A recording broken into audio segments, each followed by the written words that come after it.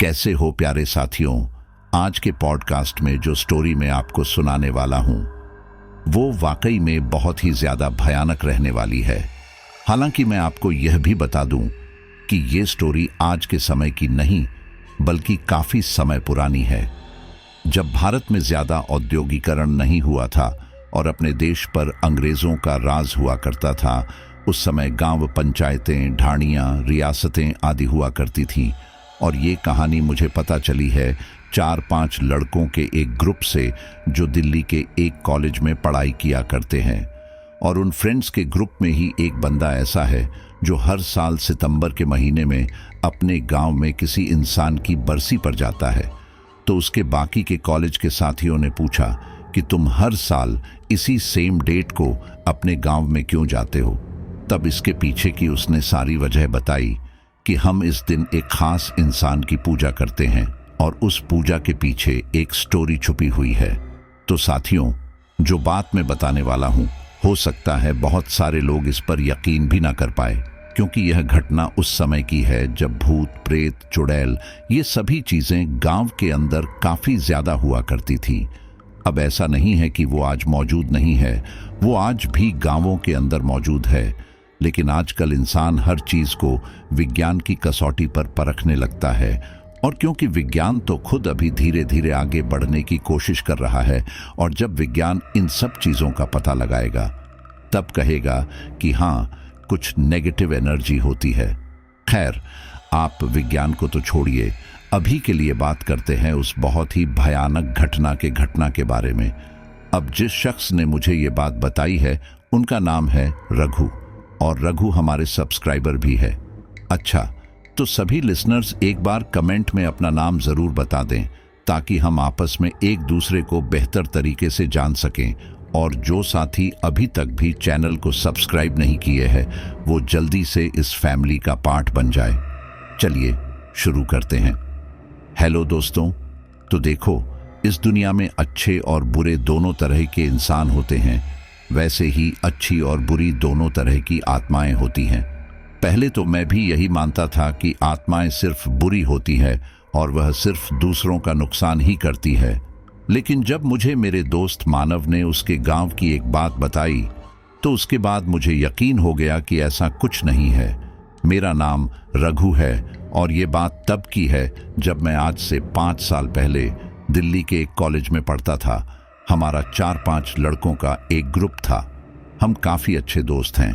Even अब भी हम एक दूसरे के कांटेक्ट में हैं। हालांकि ये बात अलग है कि अब काम की वजह से हमें बातचीत करने का उतना टाइम नहीं मिलता, लेकिन फिर भी साल में एक आध बार हम मिलते ज़रूर हैं। खैर, कॉलेज टाइम में मैंने एक बात नोटिस की थी कि मानव हर साल सितंबर के पहले सप्ताह में छुट्टी लेकर घर जाया करता था। ये बात मुझे काफ़ी अजीब लगी, क्योंकि पिछले 2 साल से लगातार वह इसी समय छुट्टी लेकर घर जाता था। और आखिरकार मैंने उससे पूछा, और भाई मानव, क्या बात है तुम हर साल इसी सप्ताह में छुट्टी लेकर घर जाते हो? कोई खास बात है क्या? तब मानव ने कहा, हाँ, बहुत खास बात है। असल में सितंबर के पहले हफ्ते में ही हमारे ब्राह्मो बाबा की बरसी मनाई जाती है, इसीलिए पूरा गांव इकट्ठा होकर यह दिन बहुत धूमधाम से मनाते हैं। ये सुनकर मैं हैरानी से बोला, ब्राह्मो बाबा, ये कौन है? तुम्हारे गांव के कोई देवता? मानव बोला, देवता नहीं थे, लेकिन हमारे गांव के लिए वो किसी भगवान से कम भी नहीं थे। दरअसल ये बात तब की है जब मैं पैदा भी नहीं हुआ था। साथियों, मानव ने ब्राह्मो बाबा की जो बात रघु को बताई है, मैं आपको वो पूरी बात फ्लैशबैक में ले जाकर उसी टाइम पीरियड के अनुसार सुनाता हूँ ताकि आप स्टोरी से अच्छे से कनेक्ट कर पाए। तो ब्राह्मो बाबा गांव के एक ब्राह्मण कुल से थे। वो काफ़ी हंसमुख प्रवृत्ति के इंसान थे और यहाँ तक कि गांव के लोगों का हमेशा भला ही चाहते थे। वो किसी के भी घर अगर हवन वगैरह करवाने जाते तो सामने वाला श्रद्धा से जितना दे दे उतने में ही संतोष करते। उनके इस व्यवहार के कारण गांव के सारे लोग उनका बड़ा सम्मान करते थे। बच्चे बूढ़े सब उन्हें ब्राह्मो बाबा के नाम से बुलाते थे। गांव के किसी भी कुल के व्यक्ति में वो भेदभाव नहीं करते थे, सभी के साथ एक जैसा ही व्यवहार करते थे। गांव में ही उनकी 30-40 बीघा जमीन थी, जिस पर खेती करके उनका और उनके परिवार का गुजर बसर बड़े ही आराम से होता था। उनकी उम्र 50-55 के आसपास होगी और अब तक उन्होंने अपने दोनों बेटों की शादी कर दी थी, लेकिन फिर भी वो खेती बाड़ी का काम भी देखते रहते थे। उनके ही खेत पर कुछ आम के पेड़ भी लगे थे। बच्चे उन पेड़ों से आम तोड़ लेते, लेकिन वह उन्हें कुछ नहीं कहते, यह बोलकर कि बच्चे हैं और यह उनकी खेलने कूदने की ही उम्र है। सब ऐसे ही चल रहा था कि एक दिन अचानक बारिश के दिनों में सारे लोग ब्राह्मो बाबा के खेत के पास जमा हुए। असल में अभी थोड़ी देर पहले जो बारिश हुई थी उसमें बिजली गिरी थी और वो बिजली ब्राह्मो बाबा के खेत पर गिरी थी और दुर्भाग्य से उस समय ब्राह्मो बाबा अपने खेत पर ही थे और वो बिजली उनके ऊपर ही गिरी थी। सारे लोग जब तक खेत पर पहुंचे तब तक ब्राह्मो बाबा अपना शरीर त्याग चुके थे, लेकिन फिर भी लोग उन्हें वैद्य के पास लेकर गए, लेकिन वैद्य ने भी यही कहा कि वो हमें छोड़कर जा चुके हैं। ब्राह्मो बाबा हमारे गांव की जान थे, उनके जाने का दुख सिर्फ उनके परिवार को ही नहीं बल्कि पूरे गांव को हुआ। उनके अंतिम संस्कार में गांव का हर आदमी गया था। वहां इतने लोग थे कि शमशान भूमि में जगह कम पड़ गई थी। सारे लोगों ने नम आंखों से ब्राह्मो बाबा को पंचतत्वों में विलीन होते देखा। वो सच में काफी मार्मिक दृश्य था। इन सब के बाद न जाने कितने ही दिनों तक गांव के हर घर में मातम पसरा रहा। ब्राह्मो बाबा के जाने से तो ऐसा लग रहा था जैसे मानो गांव की रौनक ही चली गई हो।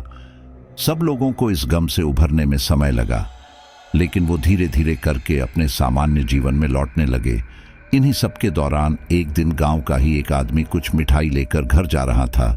जब वो गांव की चौपाल से निकला तो उसे ब्राह्मो बाबा की एक तेज आवाज सुनाई दी, अरे भीमा, थोड़ी मिठाई इधर भी दे जा।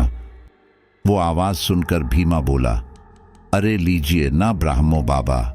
ये बोलकर वो मिठाई का डिब्बा खोलने लगा, लेकिन इतने में ही उसे याद आया कि ब्राह्मो बाबा तो मर चुके हैं।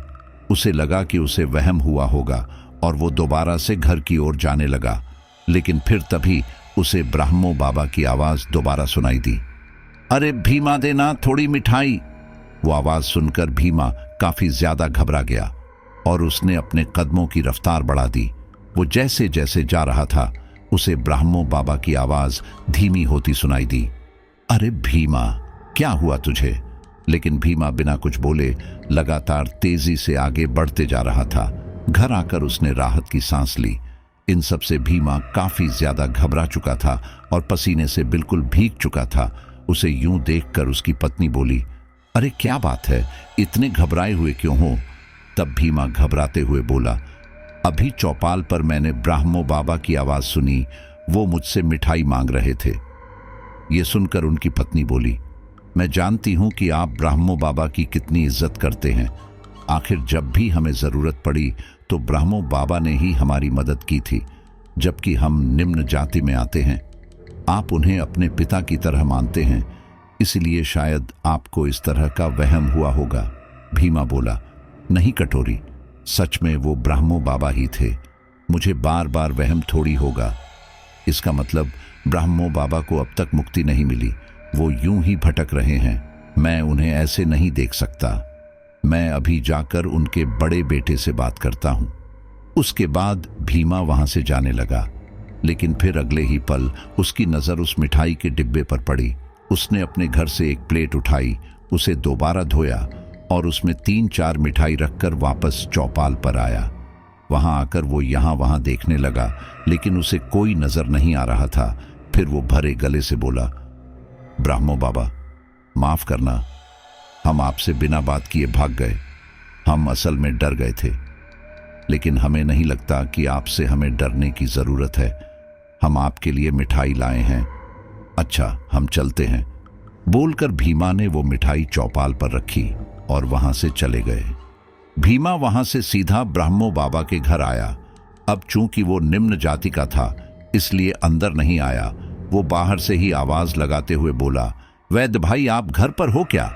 उसकी आवाज सुनकर ब्राह्मो बाबा का बड़ा बेटा वैद्य बाहर आया और बोला, अरे भीमा, बाहर क्यों खड़े हो? भीतर आओ।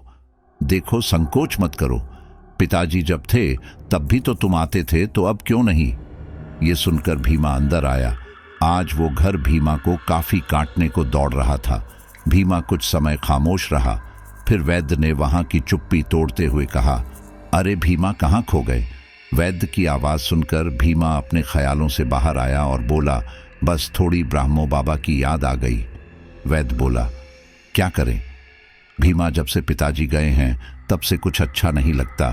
भीमा बोला, वो तो है, लेकिन मुझे अभी थोड़ी देर पहले चौपाल पर उनकी आवाज सुनाई दी। ये सुनकर वैद्य बोला, देखो भीमा, मैं समझ रहा हूं कि तुम्हें पिताजी के जाने का गम है, इसलिए तुम्हें उनकी आवाजें आ रही हैं, लेकिन अपने आप को संभालो और किसी चीज की जरूरत हो तो बताना। भीमा बोला, नहीं भाई, वो हमारा वहम नहीं था, सच में हमें उनकी आवाज सुनाई दी। आप चलकर देख लीजिए, चाहे तो शायद वो अब भी वहां हो। वैद्य जाना तो नहीं चाहता था, लेकिन भीमा का शक दूर करने के लिए उसे जाना पड़ा। फिर वो दोनों गांव की चौपाल की तरफ बढ़ गए। वहां जाकर उन्होंने देखा कि चौपाल पर भीमा जो प्लेट छोड़कर गया था वो खाली थी। ये देखकर भीमा बोला, ये देखो वैद्य भैया, ये प्लेट खाली है, मैं इसमें मिठाई छोड़कर गया था। हो ना हो ब्राह्मो बाबा ने ही वो मिठाई खाई है। ये सुनकर वैद्य बोला, देखो भीमा, किसी बच्चे ने। वैद्य बोल ही रहा था कि तभी उन्हें ब्राह्मो बाबा की आवाज आई, अरे भीमा, अब मैं मिठाई खाकर क्या करूंगा? वो मिठाई मैंने बच्चों में बांट दी। वो आवाज सुनकर वैद्य काफी घबरा गया। वहीं भीमा बोला, ब्राह्मो बाबा, मुझे माफ कर दीजिए कि मैं आपकी आवाज सुनकर भागा। इस पर ब्राह्मो बाबा बोले, अरे कोई बात नहीं, तुम्हारी जगह कोई और होता तो वो भी ऐसा ही करता। ये आवाजें सुनकर वैद्य वहां से भाग खड़ा हुआ। ये देखकर ब्राह्मो बाबा हंसते हुए बोले, हाँ हाँ हाँ, लगता है डर गया। तभी भीमा बोला, ब्राह्मो बाबा, आप अभी तक इन सब से मुक्त क्यों नहीं हुए? इसी समय ब्राह्मो बाबा उसके सामने आए और बोले, अरे बेटा, मैं अकाल मृत्यु को प्राप्त हुआ था इसलिए, लेकिन चिंता मत करो, कुछ समय में मैं इन सब से मुक्ति पालूंगा, तब तक यहीं रहूंगा। चिंता की क्या बात है, पहले भी यहीं था, अब भी यहीं हूं। ये सुनकर भीमा मुस्कुरा दिया और फिर वो घर की ओर निकल पड़ा। घर आकर उसने ये सब बातें आस पड़ोस के लोगों को बताई। उन लोगों को इस पर यकीन नहीं हुआ, लेकिन जब उन्होंने ब्राह्मो बाबा से बात की तब सभी की शंका दूर हो गई। सभी लोग पहले की तरह ही उनके साथ रहने और बातें करने लगे, लेकिन कुछ लोग उनसे डरते भी थे। आखिर वो अब अपना शरीर जो छोड़ चुके थे, लेकिन ब्राह्मो बाबा ऐसे ही लोगों के साथ ज्यादा मस्ती करते। कोई रास्ते से जा रहा होता तो एकदम से उसके सामने आ जाते, जिससे वो डरकर भाग जाते। कभी कोई सामान लेकर जा रहा होता तो ब्राह्मो बाबा उसका सामान लेकर ऊपर पेड़ पर जाकर बैठ जाते। रात के समय चौपाल पर जब कुछ लोग इकट्ठा होते तो ब्राह्मो बाबा ये सब एकदम मजे ले लेकर बताते। ब्राह्मो बाबा इस तरह से सबके साथ मस्ती तो करते ही थे, साथ में लोगों की मदद भी करते थे। एक बार की बात है, देर रात गांव में कुछ चोर लुटेरे घुस आए थे और वो लोगों का घर लूटने की फिराक में थे। वो लोग गांव में इधर उधर घूम रहे थे कि तभी अचानक उन्हें अपने ठीक सामने एक 8-10 फीट का साया खड़ा दिखाई दिया। उस साये को देखकर उनमें से एक लुटेरा घबराते हुए बोला, अरे ये क्या बला है? अब इससे पहले कि कोई दूसरा कुछ बोलता, अंधेरे में वो साया उनके पास आने लगा। वो कोई और नहीं बल्कि ब्राह्मो बाबा थे। उनकी सफेद त्वचा और सफेद आंखें देखकर वो लोग बिना कुछ कहे ही वहां से भाग खड़े हुए। इस दौरान ब्राह्मो बाबा भी उनके पीछे पीछे भाग रहे थे। उसी समय गांव का श्याम खेतों से लौट रहा था। अनजान लोगों को यूं भागता देखकर उसे समझ नहीं आ रहा था कि आखिर ये हैं कौन, कि तभी उसकी नज़र उनके पीछे भागते ब्राह्मो बाबा पर पड़ी। उसे कुछ गड़बड़ लगी, लेकिन उस समय वो ज्यादा कुछ नहीं बोला। कुछ देर बाद ब्राह्मो बाबा वापस आए। तब श्याम ने उनसे पूछा, ये लोग कौन थे बाबा, और आप उन्हें क्यों भगा क्यों रहे थे? ब्राह्मो बाबा बोले, कुछ नहीं बेटा, वो लुटेरे थे, यहाँ लूटपाट करने आए थे, मैंने उन्हें डराकर भगा दिया। तुम आराम से घर में जाकर सो जाओ, जब तक मैं यहाँ हूं कोई हमारे गांव को नुकसान नहीं पहुंचा सकता। उसके बाद श्याम घर आ गया। अगले दिन रात में घटी सारी घटना उसने बाकी के गांव वालों को बताई। सारे लोग इस बात से काफी खुश थे कि बाबा के होते हुए अब उन्हें किसी भी चीज का डर नहीं था। अब वे लोग निश्चिंत होकर अपने काम कर सकते थे। यहाँ तक कि अब जब भी कोई गांव से एक आध दिनों के लिए बाहर जाता तो बाबा से कहता, मैं जरूरी काम से कुछ दिनों के लिए बाहर जा रहा हूं बाबा, तब तक मेरे परिवार का ख्याल रखिएगा। वैसे तो किसी को भी बाबा को ये बोलने की जरूरत नहीं थी, लेकिन फिर भी वो एक बार बोलकर तसल्ली कर लिया करते थे। ऐसे ही दिन बीत रहे थे। इन सबको 8-10 महीने होने को आया था और अब तक गांव के लगभग सारे ही लोग ब्राह्मो बाबा को साधारण तरीके से ट्रीट करने लगे थे। वो उनके साथ साधारण तरीके से बातें करते और बच्चे भी उनके साथ खेलकर काफी खुश थे। इन्हीं सब के दौरान एक दिन गांव का एक लड़का रूपक दूसरे गांव की लड़की पन्ना को भगा ले आया। उस समय पूरे गांव में हाहाकार मच गया और ये बात ब्राह्मो बाबा के पास तक भी आई। ब्राह्मो बाबा ने रूपक से बात की, तब उसने बताया, बाबा, मैं और पन्ना एक दूसरे से प्यार करते हैं। मैंने उसके माता पिता से इस बारे में बात भी की, लेकिन उन्होंने मुझे भगा दिया और पन्ना को भी पीट पीट कर घर में बंद कर दिया। यहाँ हम दोनों परिवारों की इज्जत के खातिर एक दूसरे को भूलने को तैयार थे, लेकिन अभी कुछ दिन पहले हमें उसकी सहेली लता मिली थी और वो बोल रही थी कि पन्ना के घर वाले उससे काफ़ी खफा हैं और उसकी शादी कहीं और करवाना चाहते हैं। तब हमने भी उससे कहा कि उसे समझाए कि अपने माँ बाप की पसंद के लड़के से शादी कर ले। हमने उसके घर वालों को मनाने की बहुत कोशिश की, लेकिन वह नहीं माने। अब भलाई इसी में है कि वो उनकी बात मान ले। ये बोलकर हम आ गए और कुछ दिनों बाद हमें पन्ना की चिट्ठी मिली कि उसके घर वाले किसी शराबी बूढ़े जमींदार से उसकी शादी करवा रहे हैं और अगर यकीन ना हो तो जाकर खुद ही देख लो। हमें पहले तो लगा कि पन्ना मजाक कर रही है, लेकिन जब हमने उस रिश्ते के बारे में पूछताछ की तो पता चला कि पन्ना सच बोल रही थी। हमसे ये देखा नहीं गया और हमने पन्ना के घर वालों को काफ़ी समझाया कि वो किसी अच्छी जगह पन्ना की शादी करवाए। हमसे गलती हो गई, लेकिन उस गलती की इतनी कठोर सजा मत दीजिए। इस पर उसके घर वाले बोले कि पन्ना उनकी बेटी है और वो उसके साथ जो चाहें वो करें, मैं बीच में ना बोलूं। दोनों परिवारों की इज्जत के खातिर हम पन्ना को भूलने को तैयार थे, लेकिन हम उसकी जिंदगी यूं बर्बाद होता नहीं देख सकते थे, इसलिए हम उसे वहां से भगा लाए। हमने सही किया या गलत वो हम नहीं जानते, लेकिन हम पन्ना की जिंदगी खराब नहीं होने दे सकते। अगर आप कहेंगे तो हम ये गांव छोड़कर चले जाएंगे। ये सब सुनकर ब्राह्मो बाबा बोले, तुमने जो किया वो बिल्कुल सही किया। प्यार करना गलत नहीं है। तुमने दोनों परिवारों की इज्जत के खातिर एक दूसरे से अलग होना सही समझा, लेकिन पन्ना के माता पिता सिर्फ पन्ना से इसका बदला लेने के लिए उसकी जिंदगी खराब करने पर तुले थे, इसलिए मजबूरन तुमने ये किया। कल ही तुम दोनों की शादी होगी और मैं भी देखता हूं कि मेरे रहते इस शादी में विघ्न कौन डालता है। ब्राह्मो बाबा के इस फैसले के आगे कोई कुछ नहीं बोला और गांव में सारे लोग उन दोनों की शादी की तैयारियां करने लगे। वहीं दूसरी तरफ पन्ना के घर वालों को जब इस शादी की भनक लगी तो उसके पिता कुछ लोगों को लेकर गांव के अंदर आ पहुंचे और रूपक के घर वालों से कहा, तुम लोग हमारी बेटी को शादी से पहले भगा लाए और अब उसकी शादी अपने नालायक बेटे से करवा रहे हो। मैं ये होने नहीं दूंगा। अभी के अभी हमारी बेटी हमारे हवाले कर दो, वरना हम पुलिस में जाएंगे। ये सुनकर रूपक के पिता गुस्से में बोले, हाँ, हम पन्ना को तुम्हारे साथ भेज दें ताकि तुम उस शराबी जुआरी से पन्ना की शादी करवाकर उसकी जिंदगी खराब कर पाओ। अरे कैसे पिता हो जो अपनी बेटी की जिंदगी खराब करना चाहते हो? तुम भले ही अपने पिता होने का धर्म भूल चुके हो, लेकिन मैं नहीं भूला। भले ही मेरे पास तुम्हारे जितनी जमीन ना हो, लेकिन मैं दोनों बच्चों को मरने के लिए नहीं छोड़ूंगा। बहुत बड़ी गलती कर रहे हो तुम। मैं तुम लोगों को ऐसे नहीं छोड़ूंगा। इसका खामियाजा तुम्हारे पूरे गांव को भुगतना पड़ेगा। ये बोलकर पन्ना के घर वाले तो चले गए, लेकिन अब यहां जो होने वाला था वो काफी भयानक था। पन्ना के घर वाले कैसे भी करके अब रूपक के घर वालों के साथ साथ पूरे गांव को सबक सिखाना चाहते थे। इसीलिए उन्होंने एक भयानक योजना बनाई। और इसके लिए पन्ना के पिता ने एक तांत्रिक से बात की। उन्होंने कहा, मैं उस पूरे गांव को परेशान करना चाहता हूं जिसने मेरी उस नालायक बेटी और उसके प्रेमी को शरण दी है, और इसके लिए आप जो भी चाहें मैं वो देने को तैयार हूं।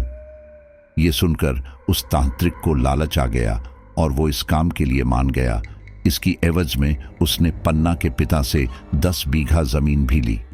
उस तांत्रिक ने एक खतरनाक तांत्रिक क्रिया कर अपने कैद किए गए सारी आत्माओं का आह्वान किया। लगभग 35 से 40 भयानक सफेद चेहरे वाली आत्माएं वहां आई। उस तांत्रिक ने अपनी तांत्रिक क्रिया से उन आत्माओं को और शक्ति दी और फिर उन्हें रूपक के गांव पर हमला करने को कहा। इन सब तांत्रिक क्रियाओं में लगभग 5 से 7 दिनों का समय लगा और अब तक रूपक और पन्ना की शादी भी हो चुकी थी। सारे गांव वाले अपने डेली के काम आराम से कर रहे थे। इसी दौरान एक किसान जब शाम को अपने खेत से वापस लौट रहा था, तब उसे एक महिला की आवाज सुनाई दी, धीरू। अपना नाम सुनकर धीरू मुड़ा तो पाया वहां कोई नहीं था। धीरू को लगा कि यह शायद उसका वहम होगा, इसलिए वो वापस आगे मुड़ा कि एक सफेद भयानक चेहरे वाली महिला उसके ठीक सामने खड़ी थी। उसका भयानक चेहरा धीरू के चेहरे के एकदम पास था। उसके चेहरे पर गुस्सा साफ दिखाई दे रहा था। उस भयानक महिला को एकदम से अपने सामने देखकर धीरू घबराकर पीछे की तरफ गिर पड़ा। इस दौरान उसने उस भयानक महिला के पैरों की ओर देखा जो कि उल्टे थे। धीरू घबराते हुए पीछे की तरफ रेंग रहा था, वहीं वो भयानक महिला उसे ही गुस्से में घूर रही थी। उस समय शाम का समय था, अंधेरा भी घिर गया था, जिसके कारण उस समय उस रास्ते पर फिलहाल कोई नहीं था। आसपास काफी शांति छाई हुई थी और उस शांत वातावरण में हल्की हल्की ठंडी ठंडी हवा के थपेड़े धीरू के चेहरे पर पड़ रहे थे। लेकिन उसके बावजूद भी धीरू के चेहरे पर डर के मारे काफी पसीना आ गया था। अब इससे पहले ही धीरू कुछ करता, वो भयानक महिला एकदम बिजली की तेजी से उसके शरीर में समा गई। इससे धीरू को एक तेज झटका लगा और वो जमीन पर पड़े पड़े ही कांपने लगा। कुछ ही देर बाद वो सामान्य हुआ और चेहरे पर सपाट भाव लिए अपने घर की ओर चल पड़ा। दूसरी तरफ अपने खेत में काम कर रहे एक अन्य शख्स को किसी आदमी की आवाज सुनाई दी, परम। अपना नाम सुनकर वो शख्स मुड़ा, लेकिन वहां पर कोई नहीं था। ये देखकर उसने आसपास देखा, लेकिन वहां पर भी उसके अलावा कोई नहीं था। उसे लगा कि यह उसका वहम होगा, इसलिए वह वापस अपने काम करने लगा। लेकिन ठीक इसी दौरान उसके सामने एक भयानक सड़ा गला सा आदमी खड़ा हो गया। उस आदमी के पैर उल्टे थे। उस आदमी को देखकर परम काफी ज्यादा घबरा गया और फिर वह हिम्मत जुटाकर वहां से भाग खड़ा हुआ। वह अभी कुछ दूर ही गया होगा कि तभी अचानक वही भयानक शख्स उसके ठीक सामने आ खड़ा हुआ। अब परम इससे पहले कि कुछ करता, वो भयानक शख्स परम के अंदर तेजी से समा गया। इसी के साथ ही परम वहीं गिरकर छटपटाने लगा, लेकिन फिर अगले ही पल वो संभल कर उठ खड़ा हुआ। अब उसके चेहरे पर सपाट भाव थे और वो ऐसे ही चेहरे पर सपाट भाव लिए गांव के अंदर जाने लगा। ब्राह्मो बाबा उस समय गांव की चौपाल पर बैठे बैठे कुछ लोगों से बातें कर रहे थे कि अचानक उनके चेहरे के भाव बदले। ये देखकर उनके साथ मौजूद एक शख्स ने उनसे पूछा, क्या हुआ ब्राह्मो बाबा? ब्राह्मो बाबा गंभीर स्वर में बोले, बहुत बुरा समय आने वाला है। कुछ खतरनाक शक्तियों ने गांव की सीमा में प्रवेश कर लिया है। ये सुनकर वे सारे लोग काफी ज्यादा घबरा गए। फिर उनमें से एक बोला, ये आप क्या बोल रहे हो ब्राह्मो बाबा? कौन सी शक्तियों ने गांव में प्रवेश किया है? साफ साफ बताइए ना। ब्राह्मो बाबा गंभीर स्वर में बोले, देखो तुम सभी लोग अपने अपने घर जाओ, और हाँ, किसी भी बाहर के इंसान के लिए दरवाजा मत खोलना, और फिर जितने लोग तुम्हें अभी रास्ते में मिले उन सभी को ये बात बताओ। मैं यहाँ पर तुम सभी की जान का खतरा नहीं लेना चाहता, और रही बात उन शक्तियों की तो उनसे मैं खुद जाकर निपटने की कोशिश करता हूँ। बोलकर ब्राह्मो बाबा वहां से गायब हो गए। वहीं वे सारे लोग तेजी से अपने अपने घरों की ओर बढ़ने लगे।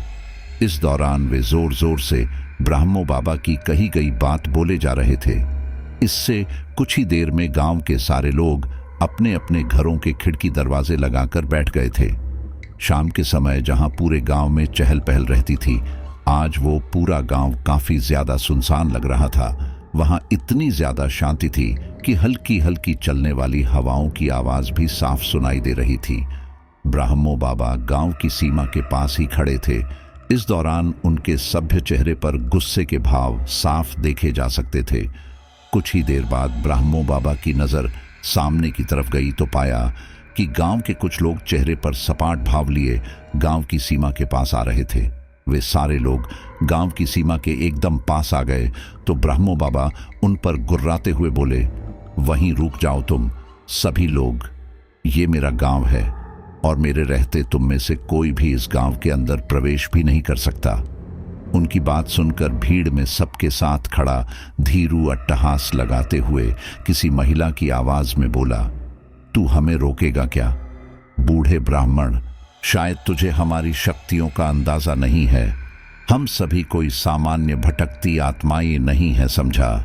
इस पर ब्राह्मो बाबा को काफी गुस्सा आया और वो बोले, तुम लोग चाहे जो हो मुझे फर्क नहीं पड़ता, लेकिन मैं तुम्हें अपने गांव, अपने घर में प्रवेश करने देने से रहा, फिर भले ही मुझे इसके लिए कुछ भी क्यों ना करना पड़े। इस पर उनमें से एक दूसरा शख्स गुस्से में बोला, तू पहले ही मर चुका है और सबसे बड़ी बात, हमारे पास इन गांव वालों का शरीर है, इसलिए तू हमारे सामने ज्यादा देर नहीं टिक सकता। तेरी भलाई इसी में है कि तू हमारे रास्ते से हट जा। इसके बाद ब्राह्मो बाबा ने तेजी से मंत्रोच्चारण करना शुरू किया। उनके ऐसा करते ही वहां मौजूद सारे लोग बुरी तरह से तड़पने लगे। उन सभी का शरीर पीली ऊर्जा में चमकने लगा। वो सारे लोग बुरी तरह से तड़प रहे थे। तभी ब्राह्मो बाबा बोले, मैं एक ब्राह्मण हूं। जिंदा रहते मैंने जो भी ज्ञान हासिल किया था उसकी बदौलत में मरने के बाद भी शक्तिशाली ही रहूंगा। लेकिन तुम सभी तुच्छ आत्माओं के पास अब भी समय है। लोगों को परेशान करना बंद करो। उनमें से एक आदमी अपनी भयानक रूह कंपा देने वाली आवाज में सबसे बोला, सब लोग मिलकर इसके ऊपर वार करो। हमारी सम्मिलित शक्तियों का सामना शायद ये ना कर पाए। उसके बाद उन सभी लोगों ने मिलकर अपनी शक्तियों का पूरा जोर लगाकर आखिरकार ब्राह्मो बाबा के वार को नाकाम कर ही दिया। इसी के साथ ही ब्राह्मो बाबा खुद को संभाल न सके और वे सारी दुष्ट आत्माएं तेजी से गांव में अंदर की ओर भागी। वे सारे लोग अलग अलग दिशाओं में भाग रहे थे। ब्राह्मो बाबा ने जैसे तैसे खुद को संभाला और फिर पीछे की ओर पलटे। अब तक वे काफी सारी दुष्ट आत्मा गांव में कहीं गुम हो चुकी थी। ब्राह्मो बाबा को डर था कि कहीं ये दुष्ट आत्माएं गांव के निर्दोष लोगों को अपना शिकार न बना ले, इसलिए वो तेजी से गांव के अंदर की ओर भागे। उस पूरे गांव में आज मौत जैसी शांति छाई हुई थी। सूरज ढल रहा था, जिस वजह से वहां अब तक काफी हद तक अंधेरा हो चुका था। गांव के उन सुनसान रास्तों पर कुछ लोगों की दौड़ने की आवाजें साफ सुनाई दे रही थी। कुछ देर बाद उनमें से एक ने किसी घर का दरवाजा खटखटाया। घर के अंदर बैठा आदमी दरवाजा खोलने के लिए बढ़ा, लेकिन फिर तभी उसकी पत्नी ने उसे अंदर खींचा और कहा, तुम भूल गए क्या? ब्राह्मो बाबा ने किसी के लिए भी दरवाजा खोलने से मना किया था। उसका पति बोला, लेकिन अगर किसी को सच में मदद की जरूरत हुई तो? उसकी पत्नी बोली, उसकी रक्षा करने के लिए बाहर ब्राह्मो बाबा हैं, लेकिन हमें घर से निकलकर उनकी मुश्किलें और नहीं बढ़ानी चाहिए। उसके पति को यह बात सही लगी और उसने कुंडी पर रखे अपने हाथ हटा लिए। घर के बाहर मौजूद उस आदमी ने दोबारा से दरवाजा पीटा। जब काफी देर तक भी किसी ने दरवाजा नहीं खोला तो वह गुस्से में बोला, दरवाजा खोलो वरना।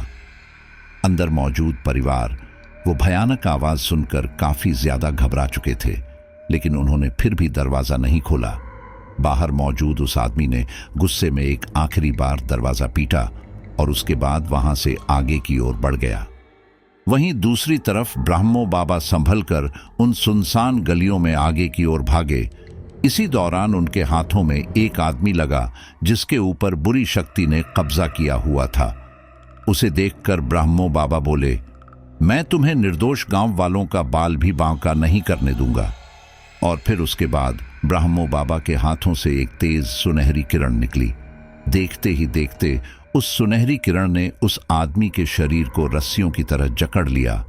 वो शख्स उनसे छूटने की जी तोड़ कोशिश कर रहा था, लेकिन छूट नहीं पा रहा था। उसके बाद ब्राह्मो बाबा ने कुछ मंत्रोच्चारण करना शुरू किया। ऐसा होते ही वो सुनहरी ऊर्जा की किरणों की रस्सियां उस शख्स के शरीर पर और ज्यादा कसने लगी। इसी के साथ ही उस आदमी के गले से एक तेज चीख निकली, आ! वो चीख की आवाज वातावरण में बुरी तरह गूंजने लगी। आसपास मौजूद घरों के अंदर जब लोगों ने वो आवाज सुनी तो सारे लोग सिहर उठे। वे सारे भगवान से प्रार्थना करने लगे कि इस मुसीबत से निकलने में भगवान ब्राह्मो बाबा की सहायता करें। ब्राह्मो बाबा उस आदमी के ऊपर ही अपना पूरा ध्यान लगाए हुए थे, जिस वजह से उन्हें पता नहीं चला कि कब उनकी बाजू वाली एक गली से कुछ आदमी निकलकर वहां आए और ब्राह्मो बाबा के ऊपर वार करने लगे। ब्राह्मो बाबा उस वार के लिए तैयार नहीं थे, जिस वजह से वो उछलकर दूर जा गिरे। उनके गिरते ही उनके शिकंजे में मौजूद वह शख्स आजाद हो गया। इसी समय ब्राह्मो बाबा ने देखा कि उनके ऊपर चार चार लोग मिलकर वार कर रहे हैं।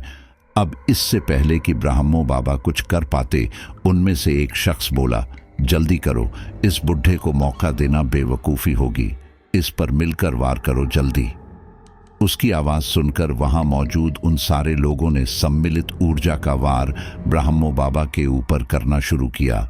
ब्राह्मो बाबा एक पवित्र ब्राह्मण की आत्मा थे और वे सारी दुष्ट आत्माएं, उन दुष्ट आत्माओं की शक्तियां ब्राह्मो बाबा को काफी ज्यादा तकलीफ दे रही थी। तकलीफ के कारण उनके दोनों दांत भिंचे हुए थे। वो तकलीफ इतनी ज्यादा थी कि ब्राह्मो बाबा उनके ऊपर वार नहीं कर पा रहे थे। अब ब्राह्मो बाबा कुछ कर पाते, उससे पहले ही गांव के अंदर से उन दुष्ट आत्माओं के बाकी साथी निकलकर वहां आए और अब वे सारे मिलकर ब्राह्मो बाबा के ऊपर वार करने लगे। ब्राह्मो बाबा इस समय अपने आप को काफी ज्यादा असहाय महसूस कर रहे थे। उन्हें भी मदद की जरूरत थी, लेकिन फिलहाल कोई भी उनकी सहायता नहीं कर पा रहा था। ये सब कुछ देर तक यूं ही चलता रहा। ब्राह्मो बाबा को अपनी शक्तियां कम होती महसूस हो रही थी। तभी उनमें से एक आदमी के मुंह पर कहीं से गुलेर का वार आया। अब भले ही ये उन आत्माओं का शरीर नहीं था, लेकिन फिलहाल के लिए तो वो इसी शरीर में थे, जिसके कारण उस शरीर के साथ साथ उसे भी दर्द हुआ और उसने ब्राह्मो बाबा के ऊपर वार करना बंद कर दिया। उस आदमी के ऊपर वार हुए देखकर उसके बाकी के साथी रुककर हैरानी से यहाँ वहां देखने लगे, लेकिन ठीक इसी दौरान उनमें से दूसरे आदमी के मुंह पर भी किसी ने गुलेर से वार किया। इससे वो सारे लोग हैरानी से यहाँ वहां देखने लगे, लेकिन उन्हें कोई नजर नहीं आ रहा था।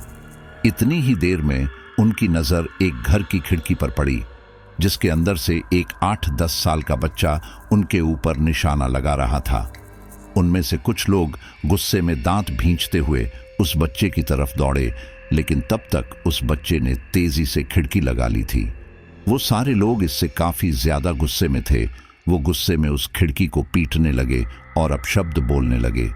इतनी ही देर में वहां मौजूद सभी लोगों का ध्यान उस ओर गया जहां ब्राह्मो बाबा पड़े थे। उन्होंने पाया कि अब वहां पर वो नहीं थे। ये देखकर उनमें से एक बोला, अरे यहां देखो जल्दी, वो यहां से भाग गया। ये सुनकर बाकियों का ध्यान भी उस ओर गया जहां पर ब्राह्मो बाबा गिरे थे, और अब वहां पर सिर्फ सुनसान गली थी। ये देखकर उनमें से एक आदमी बोला, अच्छा हुआ कि वो यहां से चला गया, खामाखा हमारे काम में बाधा डाल रहा था। अब चलो चलकर इस गांव के हर घर से एक एक आदमी को मारा जाए, जैसा कि हमें आदेश मिला था, और इसकी शुरुआत इसी घर से करते हैं जहां से हमें गुलेर मारी गई थी। उन सभी दुष्ट आत्माओं को ये बात सही लगी और फिर वे सारे तेजी से उस सामने वाले घर की तरफ बढ़ गए। अब की बार उन्होंने दरवाजा नहीं खटखटाया, बल्कि वो दरवाजा ही तोड़ दिया। उसके बाद सभी लोग मिलकर उस घर के अंदर बढ़ गए। वो सारे लोग घर के अंदर घुसकर घर के लोगों को ढूंढने लगे, लेकिन हैरानी की बात यह थी कि इस घर में कोई नजर नहीं आ रहा था। ये देखकर उनमें से एक बोला, घर के सारे लोग आखिर गए कहां? इस पर दूसरा आदमी बोला, चल छोड़ो इन्हें, दूसरों को देखते हैं। और फिर वे सारे लोग तेजी से वहां मौजूद दूसरे घर में घुस गए, लेकिन हैरानी की बात यह थी कि वहां भी कोई नहीं था। वे सारी दुष्ट आत्माएं इससे काफी ज्यादा हैरान थीं कि आखिर ये लोग कहाँ जा सकते हैं। तभी वे लोग वहां मौजूद एक दूसरे घर में गए, लेकिन वहां पर भी कोई नहीं था। ये सब देखकर उनमें से एक दुष्ट आत्मा बोली, जरूर कुछ गड़बड़ है। सभी लोग इस पूरे गांव में फैलकर सारे घरों को देखो। ये सुनकर वे सारे लोग तेजी से अलग अलग होकर गांव के लोगों को ढूंढने लगे। अब ब्राह्मो बाबा के पास इनसे एक एक करके निपटने का बढ़िया मौका था, लेकिन फिलहाल वो किसी और काम में व्यस्त थे। उनमें से एक शख्स तेजी से एक घर का दरवाजा तोड़ने की कोशिश करने लगा। कुछ ही देर में उसने वो दरवाजा तो तोड़ दिया, लेकिन अब वो काफी ज्यादा थक चुका था, क्योंकि भले ही उसके शरीर में कोई दुष्ट आत्मा थी, लेकिन इंसानी शरीर की भी तो कोई सीमा रहती है। खैर, वो शख्स उस घर के अंदर घुसकर सारे घर में देखने लगा, तो पाया कि उस घर के सारे लोग वहां मौजूद पीछे की खिड़की से घर से पीछे की तरफ भाग रहे थे। ये देखकर उसकी आंखों में चमक आ गई और वो तेजी से उन लोगों की ओर लपका, लेकिन इतनी ही देर में उसका हाथ किसी ने पकड़ लिया।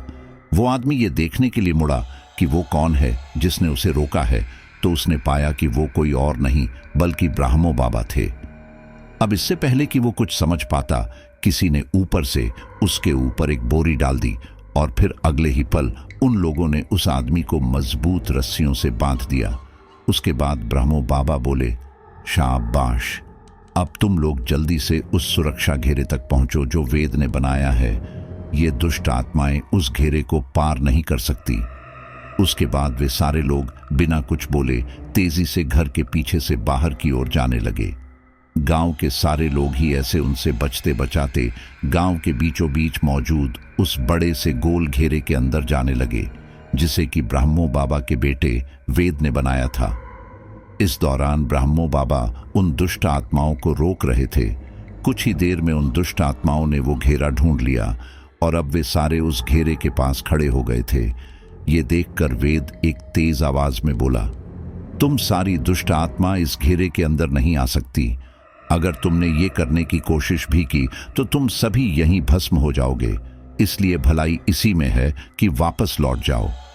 ये देखकर उनमें से एक आदमी अपनी भयानक रूह कंपा देने वाली आवाज में बोला, तुम लोग भले ही यहां सुरक्षित हो, लेकिन अभी भी कई गांव वाले इसके अंदर नहीं आए हैं और वे सारे यहीं आएंगे और फिर तुम सभी लोग अपनी आंखों से उनकी भयानक मौत देखोगे।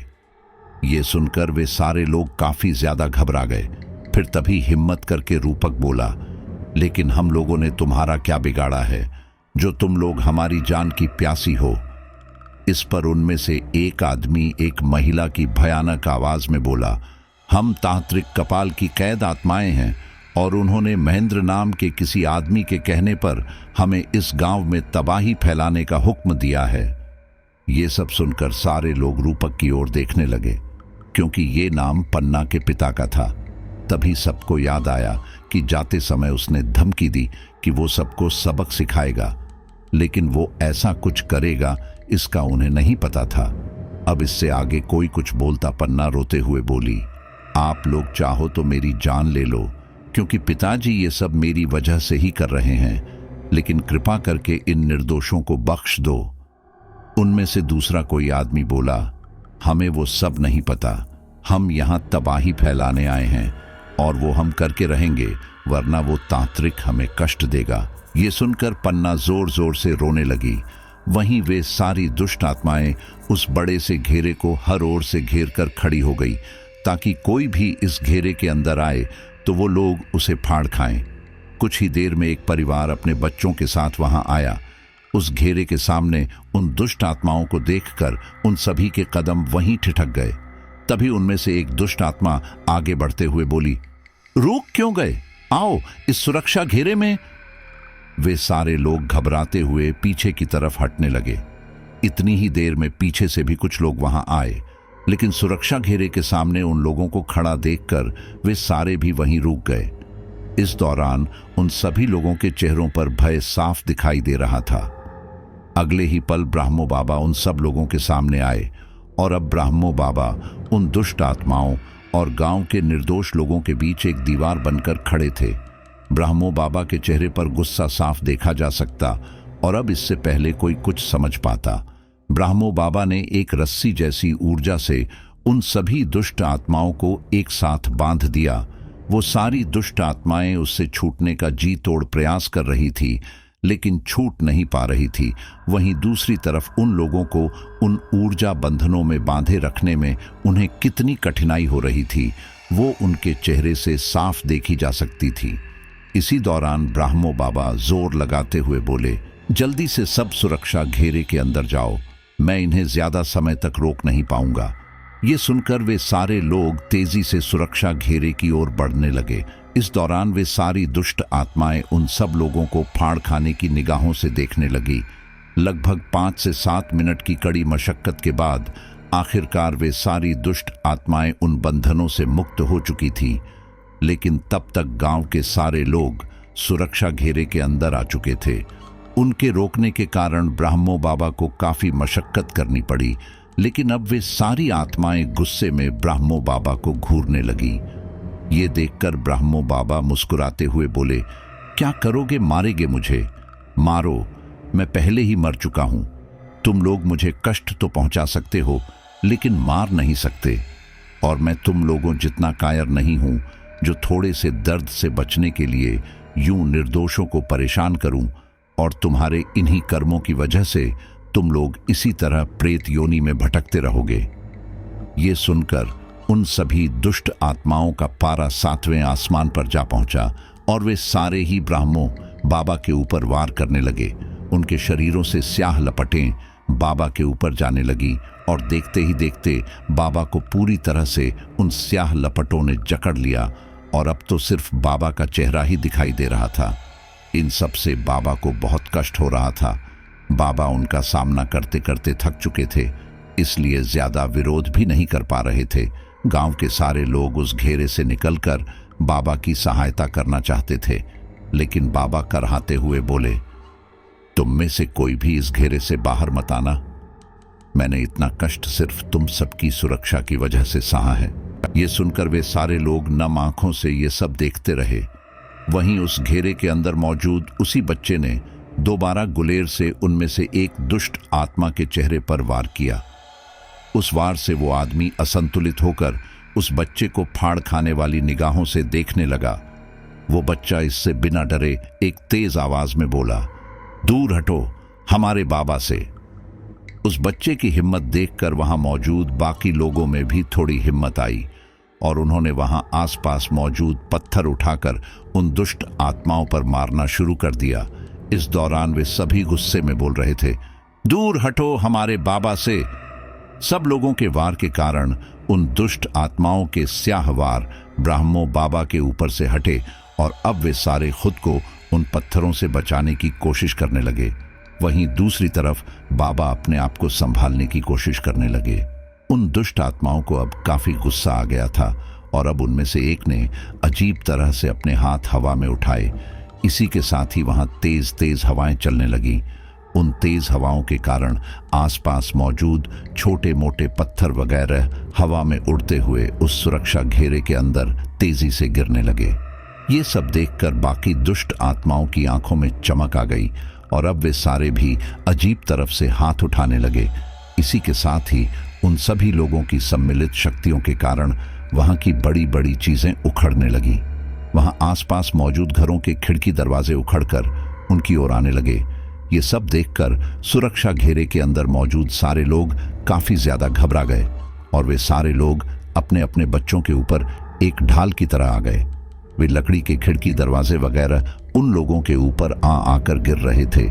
उनमें से कुछ लोगों ने वो सब उठाकर पूरी ताकत के साथ घेरे के बाहर मौजूद उन दुष्ट आत्माओं के ऊपर दे मारा। इससे कई दुष्ट आत्माएं रुकी, क्योंकि दर्द के कारण वे ध्यान नहीं लगा पा रही थी। अब तक ब्राह्मो बाबा दोबारा से अपने पैरों पर उठ खड़े हुए थे और उन्होंने तेजी से मंत्रोच्चारण करना शुरू कर दिया। ऐसा होते ही उनके हाथों में सुनहरी ऊर्जा से बनी एक लंबी रस्सी जैसी किरण आ गई। उसके बाद ब्राह्मो बाबा ने बिना वक्त गंवाए उस चमकदार किरण से उन दुष्ट आत्माओं के ऊपर हंटर की तरह वार किया। उस वार के कारण वे सारी दुष्ट आत्माएं तड़पने लगी, लेकिन बाबा यहां पर नहीं रुके। वे लगातार उन दुष्ट आत्माओं के ऊपर वार करते रहे। ये सब देखकर सुरक्षा घेरे के अंदर मौजूद लोगों के चेहरे पर संतोष के भाव आ गए थे और वे ब्राह्मो बाबा का आत्मविश्वास बढ़ाने लगे। वे सारी दुष्ट आत्माएं इन वारों से इतनी ज्यादा तड़प रही थी कि उन सभी लोगों के शरीरों में से ऊपर की ओर स्याह ऊर्जा की लपटें निकलने लगी। ये देखकर ऐसा लग रहा था जैसे मानो ब्राह्मो बाबा मार मार कर उन निर्दोष लोगों के शरीरों में से उन दुष्ट आत्माओं को निकाल रहे हों। कुछ ही देर में एक एक करके वे सारी दुष्ट आत्माएं उन निर्दोष लोगों का शरीर छोड़ छोड़कर बाहर निकल आई। ऐसा होते ही वे सारे ही निर्दोष लोग एक एक करके पके फल की तरह नीचे गिरने लगे। ये सब देखकर वहां मौजूद लोगों ने राहत की सांस ली।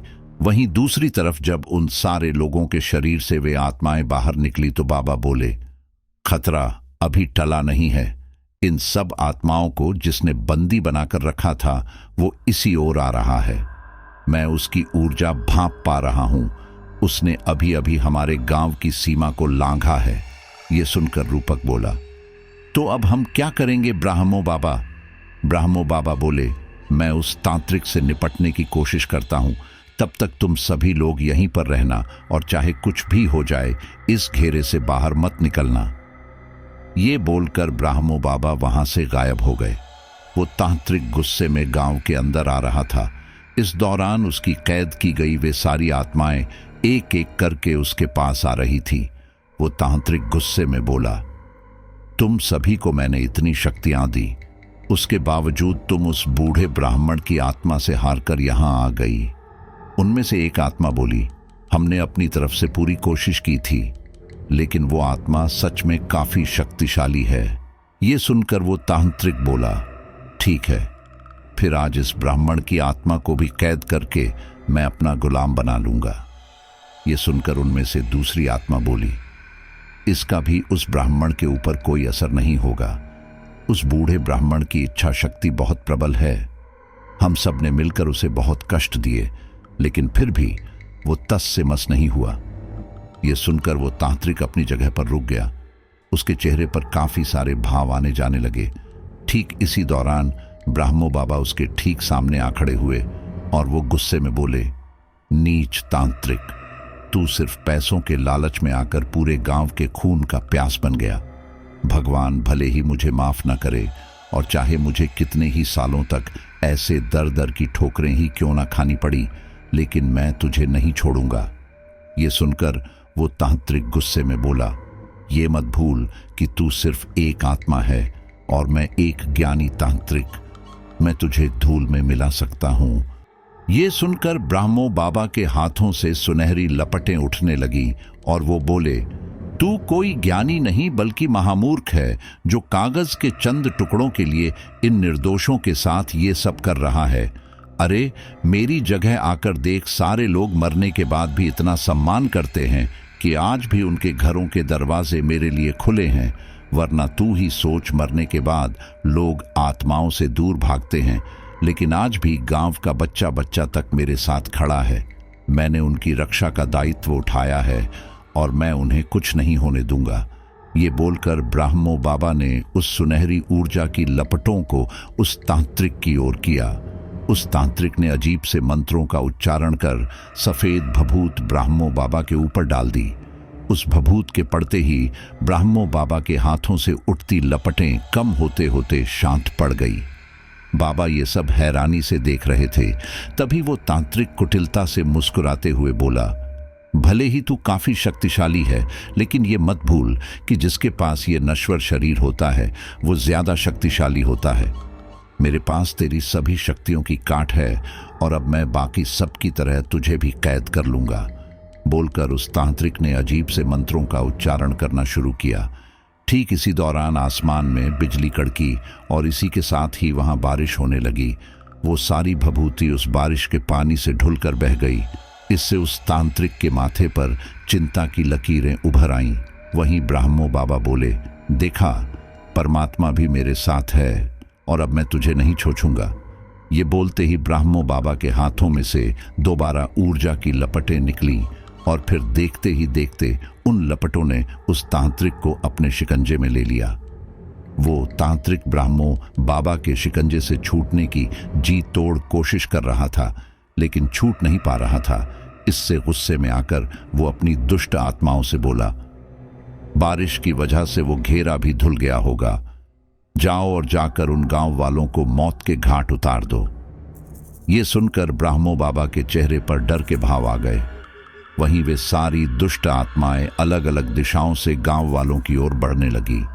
ब्राह्मो बाबा उस तांत्रिक को छोड़कर तेजी से उस ओर भागे जहां गांव वाले थे। वहां आकर उन्होंने पाया कि वे सारी दुष्ट आत्माएं गांव वालों को हवा में उठाकर जमीन पर फेंक रही थी। अब बाबा इससे पहले कि कुछ करते, वो तांत्रिक भी वहां आ गया। वहां का भयानक दृश्य देखकर उसके चेहरे पर एक भयानक मुस्कान आ गई थी और उसने अगले ही पल अजीब से मंत्रों के उच्चारण कर ब्राह्मो बाबा को बंदी बना लिया। बाबा उसके चंगुल से छूटने की कोशिश कर रहे थे। इस दौरान गांव के सभी लोगों की रोने चिल्लाने की आवाजें उन्हें साफ सुनाई दे रही थीं। ये सब देखकर वो तांत्रिक कुटिलता से मुस्कुराते हुए बोला, अब क्या करेगा तू बूढ़े ब्राह्मण, कैसे बचाएगा इन सबको? ब्राह्मो बाबा के चेहरे पर भय के भाव साफ देखे जा सकते थे। वो काफी विचलित हो चुके थे, लेकिन फिर अगले ही पल वो शांत हुए। उन्होंने ऊपर आसमान की ओर एक नजर देखा और फिर सबसे बोले, मैं आपका इशारा समझ गया, महादेव। ये सुनकर उस तांत्रिक ने आंखें भींचकर कहा, कौन सा इशारा? ब्राह्मो बाबा बोले, यही कि मेरी अकाल मृत्यु क्यों हुई, क्योंकि आने वाले संकट से भोलेनाथ परिचित थे और ऐसे में उन्होंने मेरे प्राण समय से पहले लेकर मुझे इस योनि में डाला ताकि समय आने पर मैं इन सब का मुकाबला कर पाऊं। और तुम्हें जानकर खुशी होगी कि मेरी मुक्ति का समय अब आ चुका है, और सिर्फ मेरी ही नहीं, यहाँ मौजूद इन सभी भटकती आत्माओं का भी मुक्ति का समय आ चुका है। गांव वालों, आप सभी ने मुझे इतना सम्मान दिया, यहाँ तक कि मरने के बाद भी मुझे ये महसूस नहीं हुआ था कि मैं आप में से एक नहीं हूँ। लेकिन अब आखिरकार मेरी मुक्ति का समय आ चुका है। आप सभी लोग अपना ख्याल रखना और ऐसे ही हमेशा मिलजुल कर रहना। अब सारे लोग कुछ समझ पाते, इससे पहले ही ब्राह्मो बाबा के शरीर में से तेज सुनहरी लपटें उठने लगी। वो लपटें इतनी ज्यादा बढ़ी कि देखते ही देखते वहां मौजूद सारी दुष्ट आत्माएं उसकी चपेट में आकर गायब होने लगी। कुछ पल बाद ब्राह्मो बाबा समेत वे सारी दुष्ट आत्माएं वहां से गायब हो चुकी थी। अब वहां पर सब कुछ सामान्य था। आसपास तूफान आने के बाद वाली शांति छाई हुई थी। वहां पर अगर कोई आवाज आ रही थी तो वो थी बारिश की आवाज। सभी लोगों की आंखें नम थीं, क्योंकि ब्राह्मो बाबा को आखिरकार मुक्ति मिल चुकी थी और वो जाते जाते भी गांव के ऊपर आए इस संकट को खत्म कर चुके थे। वहीं दूसरी तरफ उस तांत्रिक के पास अब कोई भी आत्मा नहीं थी जो उसको बचा सके। गांव के सभी लोगों ने उसे पकड़ लिया और फिर अगले दिन उस तांत्रिक को लेकर पन्ना के माता पिता के पास पहुंचे। उस तांत्रिक ने उस गांव के सभी लोगों के सामने ये बात कबूली। ये सुनकर उस गांव के सरपंच ने इस घिनौने काम के लिए उन्हें और उनके परिवार को गांव से निकाल दिया। अब उनके पास रहने के लिए कोई आसरा नहीं था, इसलिए ब्राह्मो बाबा के पद चिन्हों पर चलते हुए गांव वालों ने उन्हें शरण दी और अब वो उनके गांव में ही एक छोटी सी झोपड़ी डालकर रहने लगे। वो अपने कृत्य पर शर्मिंदा थे, लेकिन वक्त को बदला नहीं जा सकता था। ये सुनकर मुझे काफी हैरानी हुई कि सच में कुछ आत्माएं कैसे जीवन के बाद भी लोगों की रक्षा के लिए अपनी शक्ति का एक एक अंश लगा देती है। ये सब जानकर हम सारे दोस्तों ने भी उसके गांव जाकर ब्राह्मो बाबा की बरसी मनाई। तो साथियों, ये थी ब्रह्मो बाबा की एक वास्तविक घटना, जिसके बारे में हमें भी अभी जाकर पता चला। बहुत सारे लोग हो सकते हैं कि इन चीजों को ना मानते हों, लेकिन मैं आपको बता दूं कि हमारे भारत के हर गांव में आपको उस क्षेत्र का एक ऐसा इंसान जरूर मिल जाएगा जिसे लोग आज भी पूजते आ रहे हैं। आप देश के कोने कोने में देखिए, हर लोकल जगह के अपने अपने धार्मिक लोक देवता बने हुए हैं। अगर आप लोग इन लोक देवताओं की कहानियों को सुनेंगे या उनके पीछे की सच्चाई जानने की कोशिश करेंगे, तो हर एक के पीछे यही वजह सामने आती है, जिन्होंने किसी न किसी समय पर लोगों का भला किया था, उनकी किसी बुरी शक्तियां से रक्षा की थी और ये बातें कोई झूठी नहीं है, बल्कि वास्तव में उन्होंने कुछ ऐसा काम किया था जिसकी वजह से ही आज उन्हें लोक देवता के रूप में पूजा जा रहा है। तो ऐसे ही ये ब्रह्मो बाबा भी थे जिन्हें अपने गांव में आज भी पूजा जा रहा है। अब ये आपके ऊपर है कि आप इन स्टोरीज के ऊपर कितना बिलीव करते हैं और कितना नहीं। लेकिन अगर आप स्टोरी को यहाँ तक सुन ही रहे हैं तो इसका मतलब यही हुआ कि आप मैं इन सब बातों पर यकीन करते हैं, वरना आप स्टोरी को सुनना ही पसंद नहीं करते।